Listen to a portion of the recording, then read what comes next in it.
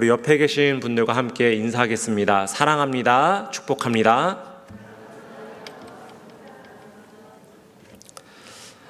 네, 우리 성도님들은 90년대 중반에 방영했던 딸부잣집이라는 드라마를 혹시 보셨나요?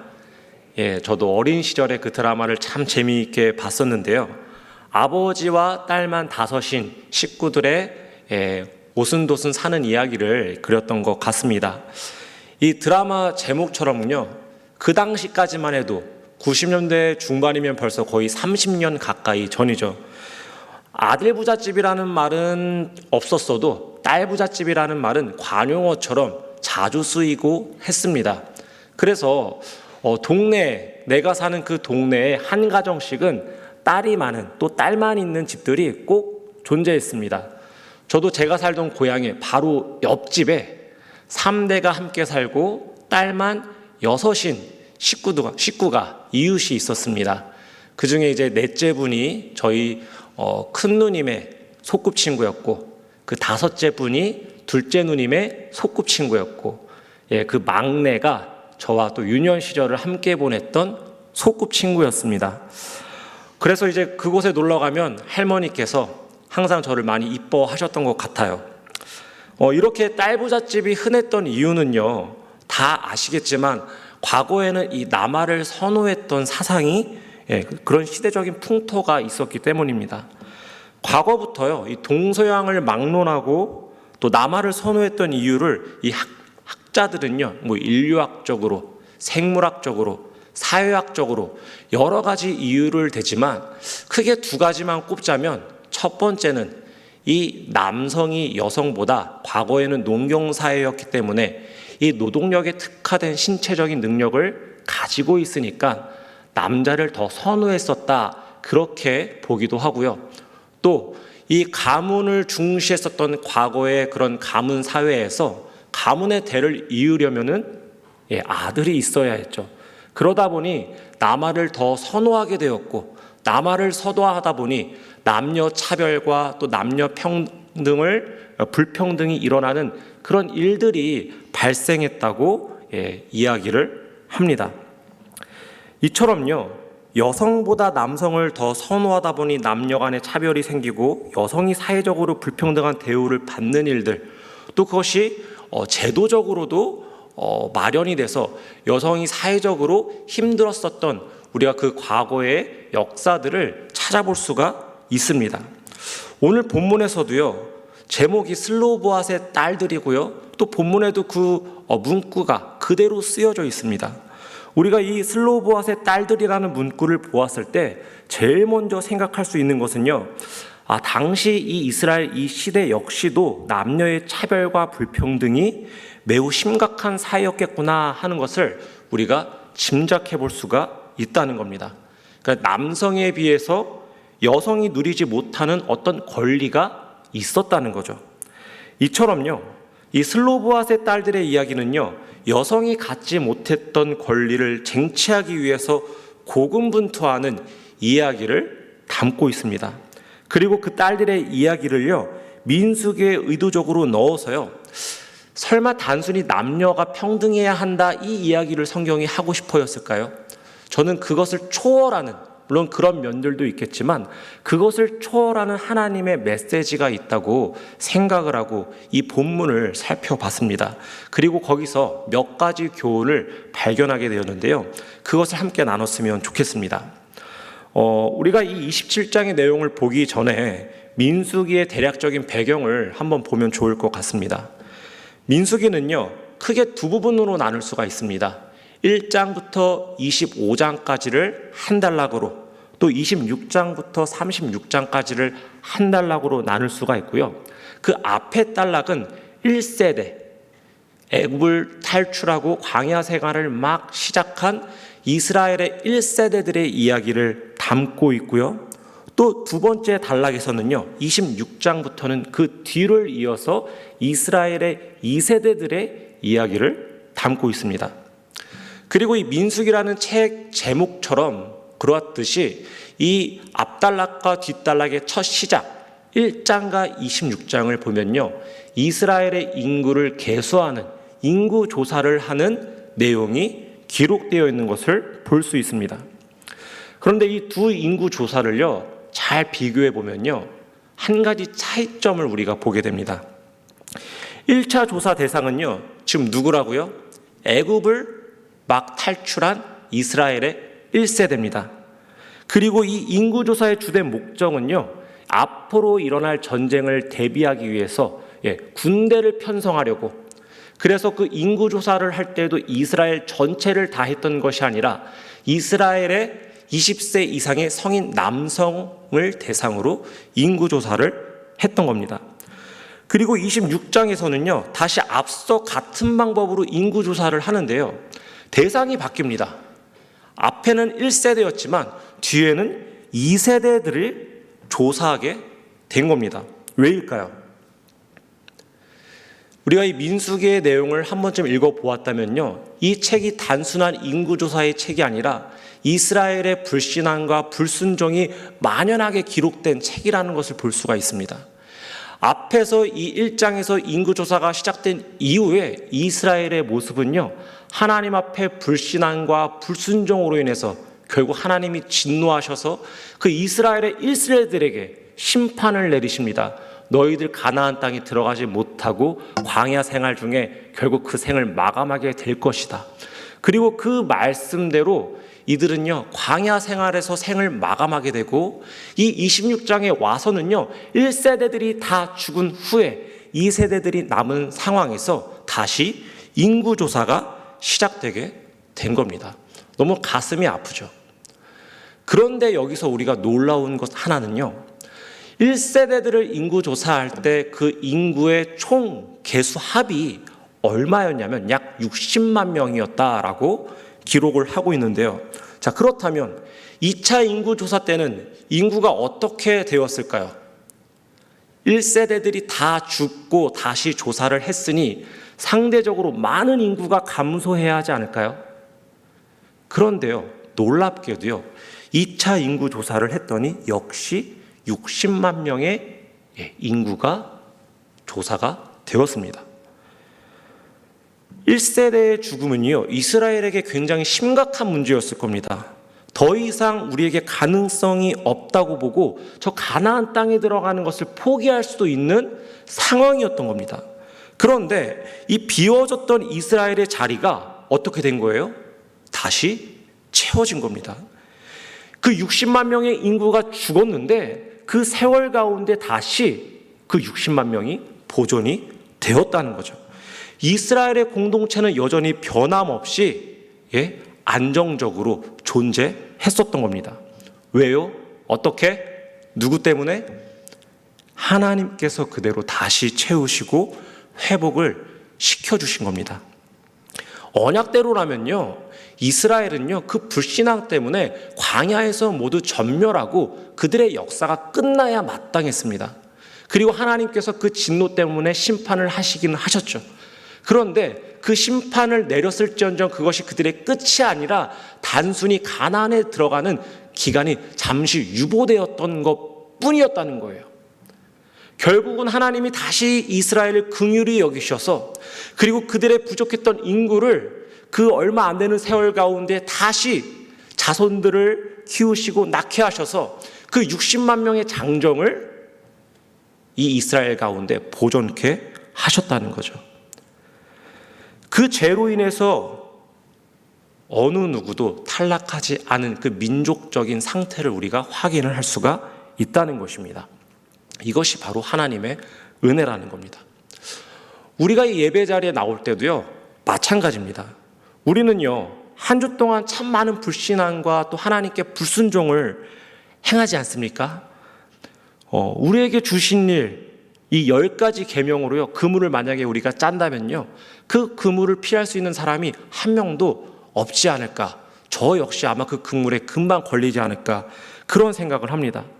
그 죄로 인해서요, 우리의 신앙의 열정이 비워지고 믿음이 비워지고 사랑이 비워지고 하나님의 마음이 비워진 상태로 우리가 대부분 이 예배의 자리에 나오더라는 거죠. 죄책감을 안고. 그런데요, 우리 하나님은요, 긍휼하신 하나님이셔서요, 그 비워진 자리를요 다시 온전케 채워 주신다는 겁니다. 내가 비록 죄책감과 부족함을 가지고 나왔을지라도 우리의 마음 가운데 하나님의 사랑을 다시 채워주시고 하나님의 긍휼함을 채워주시고 주님의 온전한 마음을 채워주셔서 우리가 다시 회복되어서 하나님이 약속하신 그 길을 다시 온전히 갈 수 있도록 우리 가운데 은혜를 베풀어 주신다는 것입니다. 우리가 오늘 이 밤에 그 하나님을 함께 갈망하며 나아가는 시간이 되었으면 좋겠습니다. 2차 인구조사는요, 이 1차 때와 마찬가지로요, 군대를 편성하기 위한 목적도 있었는데요, 더불어서 근본적으로는요, 이 12지파에게 땅을 분배하기 목적으로서 인구조사를 진행을 했던 겁니다. 땅을 분배하기 위해서는요, 어떻게 해야 될까요? 지파가 12지파예요. 그리고 그 지파마다 인구가 다 천차만별이겠죠. 비슷한 규모의 지파도 있겠지만 또 인구 차이가 극심한 지파들도 있을 겁니다. 그런데 어느 지파는 인구가 50만 명이고 어느 지파는 인구가 30만 명인데 똑같이 10,000평의 땅을 준다고 하면은 누가 불만이 있을까요? 인구가 더 많은 지파에게 불만이 있겠죠. 각자에게 돌아가는 땅의 영역이, 크기가 작아지는 것이니까 공평하지가 않는 겁니다. 이 땅을 분배하기 위해서는요, 그렇기 때문에 차등이 있어서는 안 되는 거였고요, 누구에게도 불만이 있어서도 안 되는 것이고, 누구나 만족할 만한 기준과 조건을 가지고 땅을 분배해야 했던 겁니다. 그래서 인구가 조금 더 많은 지파에게는 더 많은 땅을, 인구가 적은 지파에게는 조금 더 적은 땅을 분배해야 했던 거죠. 바로 이것을 위해서 이 2차 인구조사가 이 민수기 26장에서 진행이 됐던 겁니다. 다시 말해서 어느 누구도 땅을 분배하는 과정에서 시기하거나 질투하고 또 욕심을 부리지 않고 공평하고 만족할 만한 땅 분배를 해야 했던 것입니다. 그만큼요, 하나님께서 굉장히 섬세하시고 민감하게 이 이스라엘을 다스리고 계셨던 것들을 우리가 볼 수가 있는 거죠. 그런데 이러한 철저한 기준을 갖추고 진행했음에도 불구하고요, 이 땅을 분배하는 과정에서 제외되고 소외되었던 사람들이 있었던 것입니다. 그게 누구라고요? 오늘 본문에 등장하는 이 슬로보앗의 딸들이 바로 그 사람들 중에 한 무리였던 겁니다. 본문의 내용을 간략히 설명을 드리자면요, 이 므낫세 지파에는요, 슬로보앗이라는 남성이 있었습니다. 슬로보앗은요, 이스라엘의 1세대였고요. 마찬가지로 아까 말씀을 드렸듯이 그 광야 1세대가 죽을 때에 그 광야에서 자연사한 생을 마감한 사람 중에 한 명이었습니다. 그런데 이 슬로보앗에게는요, 5명의 딸이 있었어요.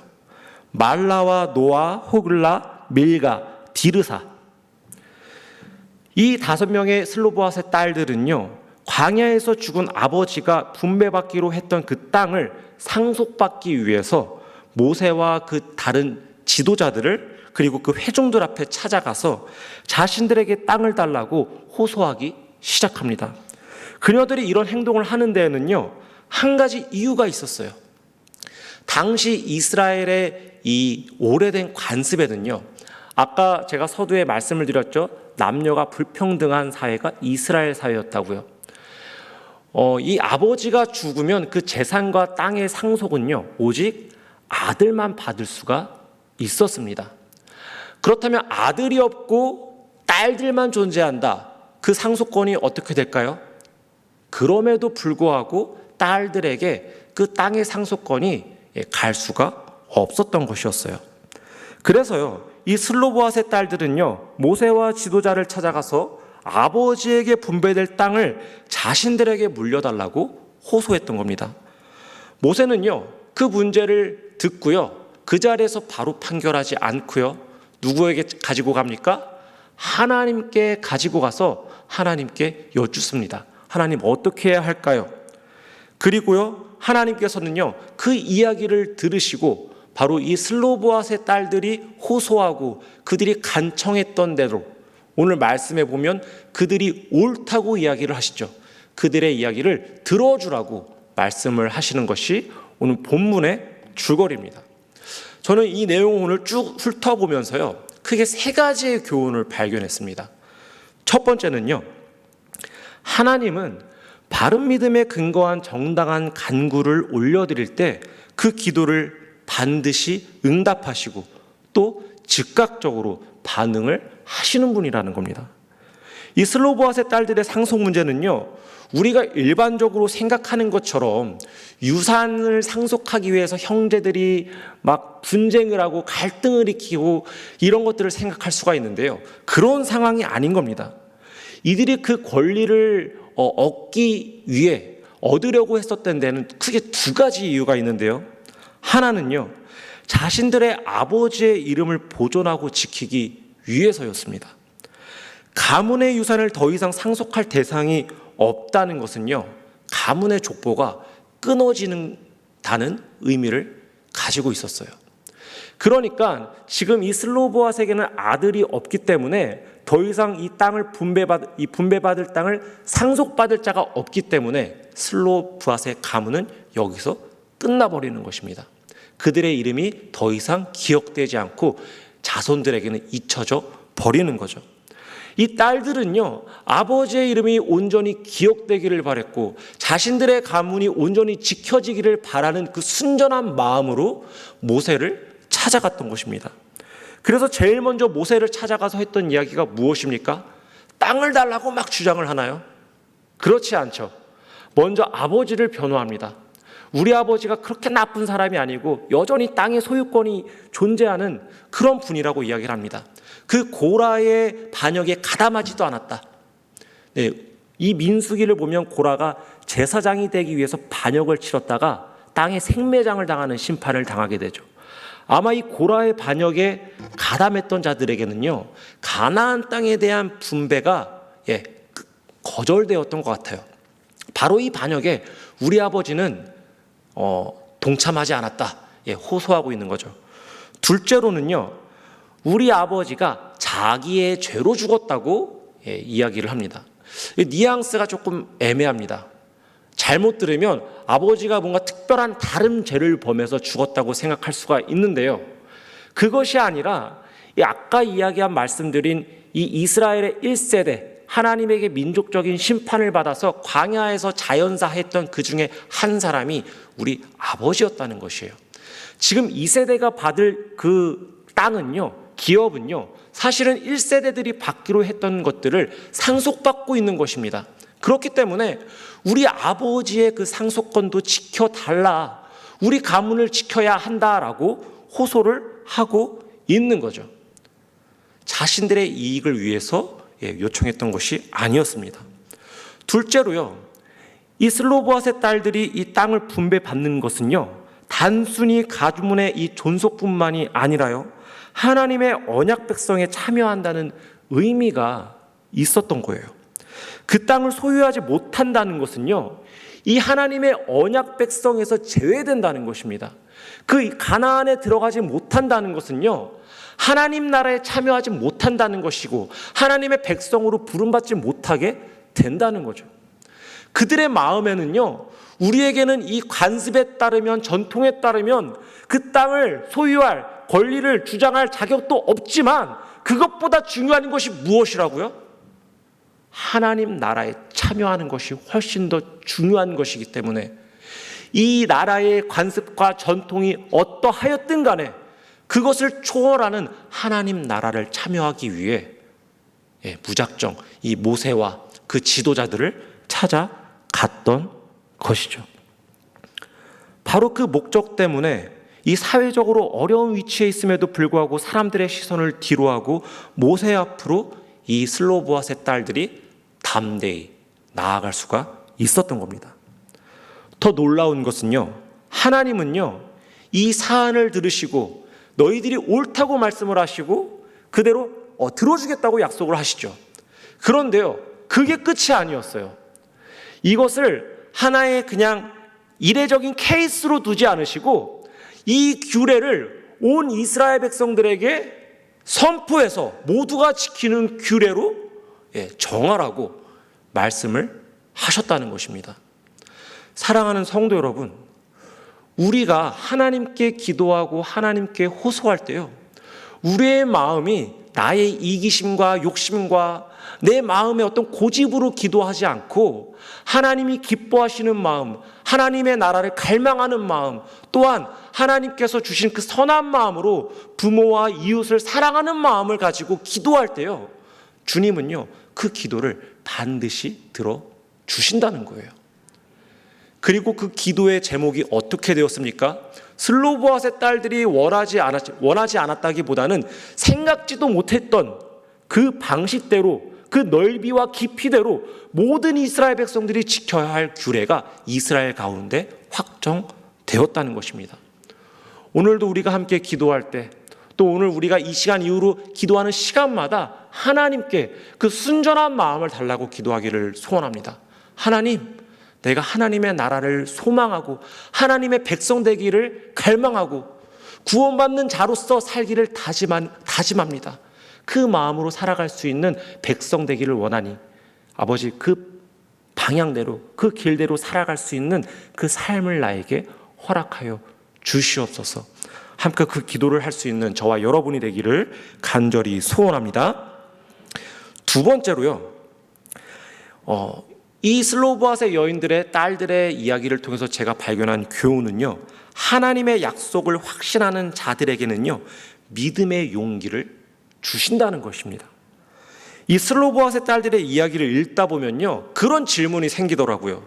아니, 왜 하필 이 타이밍에 가나안을 목적을 두고 또 지금 이제 전쟁을 대비해야 하고 땅을 분배하는 가정을 해야 하는 이 찰나에 슬로보앗의 딸들의 이야기가 여기 등장을 했을까? 사실 엄밀히 말하면요, 이 슬로보앗과 그 딸들의 이름이 인구조사 가운데 26장에 제일 먼저 등장을 합니다. 그리고요, 오늘 26장과 27장뿐만이 아니라 맨 마지막에 36장에 가서도요, 그 마지막의 내용이 무엇으로 끝나냐면 슬로보앗의 딸들의 이야기로 마치고 있다는 거예요. 그러니까 지금 이 두 번째 단락, 이스라엘의 2세대들의 이야기를 다루고 있는 이 두 번째 단락의 시작과 끝이 누구의 이야기로 지금 덮여져 있는 겁니까? 슬로보앗의 딸들의 이야기로 덮여져 있는 거예요. 그러니까 지금 이 슬로보앗의 딸들의 이름은요, 이 사람들은요 그냥 우리가 훑고 지나갈 것이 아니라 민수기 가운데 굉장히 중요한 상징적인 역할을 하고 있다는 것을 확인할 수가 있다는 겁니다. 지금 이 민수기의 시점이 어디죠? 아직 가나안 땅 입성 전입니다. 지금 이 분배한다는 것은요, 정말로 땅을 지금 즉각적으로 분배해서 살겠다는 것이 아니라요, 그 땅에 입성하기 전에 분배할 계획을 미리 수립하고 리허설을 하고 있는 겁니다. 실제로 땅이 즉시 분배되고 있는 것이 아니라는 거죠. 다시 말하면 아직 일어나지 않은 일, 성취되지 않은 땅이라는 거죠. 아직 여리고성도 무너뜨리지 못한 거예요. 그런데 그 땅에 대해서 이 슬로보앗의 딸들은요 어떻게 반응을 하고 있습니까? 이미 그 땅에 정착한 것을 전제를 가지고 분배를 요청하고 있는 겁니다. 이스라엘이 이 땅을 성취하지 못할 것이라는 일말의 의심도 없이요, 이미 그녀들의 마음에는요 이 땅이 확정됐고 성취됐고 우리가 이미 거기 살고 있는 거예요. 그러니 우리에게 이 땅을 달라고 간청을 하고 있다는 거죠. 왜 이 슬로보앗의 이러한 모습이, 이 신앙의 모습이 더 놀랍냐면요, 아까 말씀드린 것처럼 25장까지가 1세대들의 불신앙과 불순종에 대한 이야기로 가득 차 있다고 말씀을 드렸어요. 그 내용들을 다 보면요, 이스라엘이 악한 말로 하나님을 원망했고요, 욕심을 부려서 종일토록 매출하기를 모았다가 하나님께 또 심판을 당했고요, 미리암과 아론이 이 모세의 직분이 탐이 나서 도전을 했고요, 정탐꾼들이 이 보고를 듣고요, 이스라엘 백성이 하나님의 뜻을 모두가 거역을 했고요, 고라가 반역을 했고, 이 무리바에서 이스라엘이 반역을 했던 이야기들이 이 25장까지 이야기에 다 담겨져 있는 겁니다. 그러니까 이스라엘이 25까지는 죄다 반역하고 불순종하고 불신앙을 했던 이야기들이 계속해서 나오고 있다가 결국은 모두가 생을 마감했다. 그것이 1세대의 모습이었던 거예요. 그런데 지금 이 이스라엘과 전혀 상반되는 인물들이 등장을 한 거죠. 이스라엘의 관습에 따라서 땅에 대한 자격이 없음에도 불구하고 이 사회의 벽을 실감하면서도 하나님의 약속을 굳게 믿고 땅을 얻기 위해서 용기를 냈던 여인들이 나타난 겁니다. 한때 이 큰 무리들은요, 하나님의 약속을 잊지 못해서요, 하나님과 관계의 벽을 세웠던 자들이었어요. 그들이 이스라엘 백성이었습니다. 그런데 지금 이 한 작은 무리의 여인들은요, 하나님의 약속을 굳게 확신하다 보니까요, 사회의 장벽들, 하나님께 나아가고 싶지만 그것을 가로막고 있는 그 장벽들을 오히려 허물고 부수는 일들을 지금 이 슬로보아스의 여인들이 하고 있다는 것입니다. 우리에게도요, 그런 질문을 던져보면 좋을 것 같습니다. 우리는 하나님을 신뢰해서 세상의 장애물을 무너뜨리면서 하나님께 더 전진하며 나아가고 있는지, 아니면 하나님의 약속을 불신해서 오히려 하나님께 나아가는 길에 장벽을 세워두고 있는 것은 아닌지 우리 자신을 돌아보자는 겁니다. 이곳에 있는 우리 모두가 이 세상의 장벽과 허물을 부수고 하나님께로 더 간절히 나아가는 하나님의 자녀들이 되기를 간절히 소원합니다. 세 번째로요, 이렇게 하나님의 약속을 확신했던 슬로보아스의 딸들은요, 그 확신이 현재의 삶의 모양과 형태, 그 행동들을 하나하나 다 규정하고 있었다는 거예요. 무슨 말이냐면 미래에 대한 확신을 가졌더니 그 미래에 대한 확신이 현실의 삶에 영향을 끼쳤다는 겁니다. 생각을 해보세요. 지금 사실 이 아들 없는 집안이 이스라엘 백성들 중에 슬로보아스의 가문에만 있었을까요? 그 딸들만 그랬을까요? 아니었겠죠. 분명히 다른 집안들에도 1세대에서 아버지가 죽고 딸들만 남은 그런 가문들, 그런 가족들이 있었을 겁니다. 그런데 아무도요, 그 앞으로 나아가지 못했어요. 모세 앞으로 나아가지 못한 겁니다. 아마 그런 생각을 했겠죠. 우리도 저 땅을 상속받아야 되는데, 근데 어쩔 수 없지. 우리 관습이 그렇잖아. 딸들은 그 상속권을 가질 수 없는 게 우리 이스라엘의 전통이잖아. 우리가 할 수 있는 게 뭐가 있겠어? 그냥 가만히 있어야지. 아마 그런 마음으로 모두가 가만히 있었던 것 같아요. 이 사회적인 제약 앞에서 하던 것을 멈췄을 것이고 포기해버렸을 겁니다. 이것이 일반적인 사람들의 반응이었겠죠. 우리도 마찬가지였을 겁니다. 그런데요, 그에 반해 이 슬로보아스의 딸들은 어땠습니까? 다른 이들과 확연히 다른 행동들을 하기 시작했죠. 먼저 사회적인 장벽이 진을 치고 있었지만 그럼에도 모세 앞으로 나아갔습니다. 우리가 딸이기 때문에, 여성이기 때문에 안 돼라는 푸념을 하지 않았다는 거예요. 또 자신들의 아버지의 상속권이 유효하다는 것을요, 논리적으로 정확하게 설명을 했죠. 마지막으로 그 상속권을 달라고 성경은 호소했다고 이야기를 합니다. 열렬히 그것을 달라고 매달렸던 거예요. 그 열정을 가지고. 지금 이 슬로보아스의 딸들의 이러한 행동들이 도대체 어떻게 나타나는 것입니까? 하나님의 약속에 대한 확신이요, 현재의 삶에서 용기를 갖게 했고 침착함과 지혜를 발휘하게 했고 이 강렬한 열정을 쏟게 했다는 것입니다. 이 미래에 대한 확신이요, 현재의 삶의 성격과 태도와 모양과 형식을 결정짓고 다른 이들과 차별된 행동을, 그 삶을 살도록 했다는 것이죠. 천국을 얻은 자와 천국을 외면한 자의 이 현재의 삶에는요, 분명한 차이가 있다는 것입니다. 내가 이미 하나님 나라에 정착했다는 것을 전제로 하는 성도들의 삶은요, 현실을 주저하지 않는다는 거예요.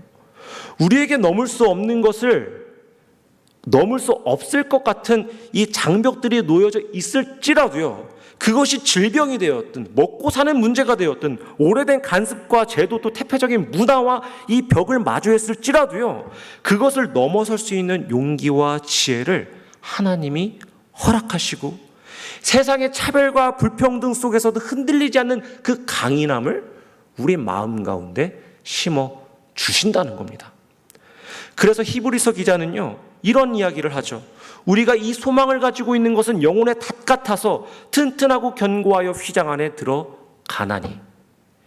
여기서 성경이 말하는 소망은요, 다른 말로 하면요, 절대적인 확신을 의미합니다. 하나님의 약속에 대한 확신, 그것이 무엇이 되었다고요? 우리 영혼에 닻이 되었다는 거예요. 2000년 전에 배는 동력선이 아니었죠. 돛담배였습니다. 돛이 있고 닻이 있는 배였어요. 근데 이 범선에 달린 닻은요, 배가 정박할 때요, 꼭 필요한 도구였죠. 또 비바람이 불고 폭풍우가 몰아칠 때요, 이 닻을 내려야만 배가 흔들리지 않고 떠나가지 않고 안전하게 유지를 할 수가 있었던 겁니다. 그런데 지금 그 닻이 무엇이라고요? 바로 하나님에 대한 굳은 의지, 확신, 하나님의 약속에 대한 그 확신이 우리 마음 가운데 닻이 되어서 우리가 이 세상의 고난 가운데 무너지지 않고 오히려 이 슬로보아스의 여인들과 같이 우리의 삶을 더욱더 능동적으로 적극적으로 하나님의 나라를 위해서 살아갈 수 있게 만들어 간다는 것입니다.